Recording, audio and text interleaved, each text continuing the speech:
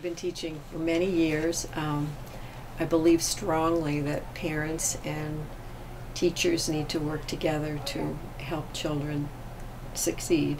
And so in my teaching, I always was very engaged with the parents, and obviously teaching kindergarten, parents are their children's first educator. So I always felt that that was a really important thing. Way back 100 years ago, I did some parent training in terms of sort of behavior modification back in the 70s. But I always have felt that parents are really important. At this point, I feel like parents are an amazing resource for teachers, and so if we can work together, we're going to be a lot better off. So when we started these parent groups, and this was, well, about 15, probably 17 years ago, we wanted to have parents come, but we didn't want to tell the parents what we wanted. We felt like if we were going to have parent groups, they were for the parents.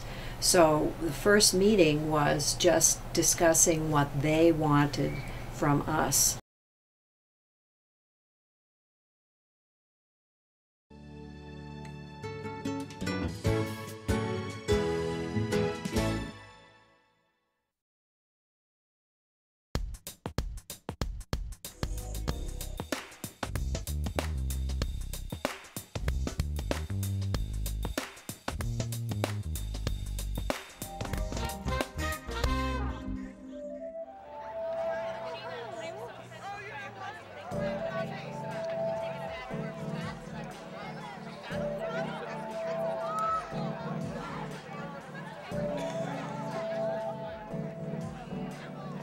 It's been all of 5 years that we've connected and decided to come together with the meetings.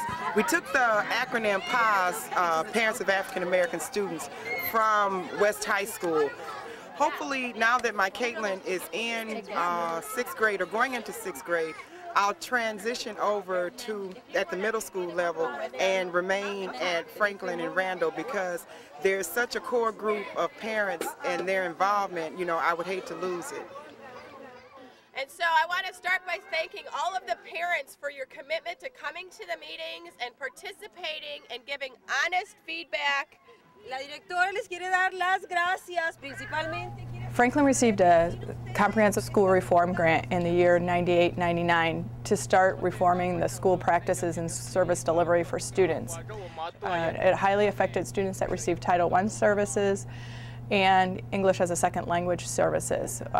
So that was our Hmong students, our Latino students, and a large part of our African American students. I welcome all of you new parents. First, we're going to introduce ourselves, but I will be handing out the accomplishments that we came up with from last spring. So from the very first meetings, we always asked the parents what they wanted. They really were very interested in how to talk to teachers, learning more about conferences, how the school worked. A lot of times I think educators say, well, we called 14 times, or we scheduled these parent meetings and they didn't come. And to me it's sort of like, well, I'm trying to build a bridge to reach out to parents. If they don't come, it's my bridge that's the problem. So I have to fix the bridge to make it so they will come. And so, you know, oh, I have this beautiful bridge. Well, if nobody's coming across, it's not very useful, thank you very much.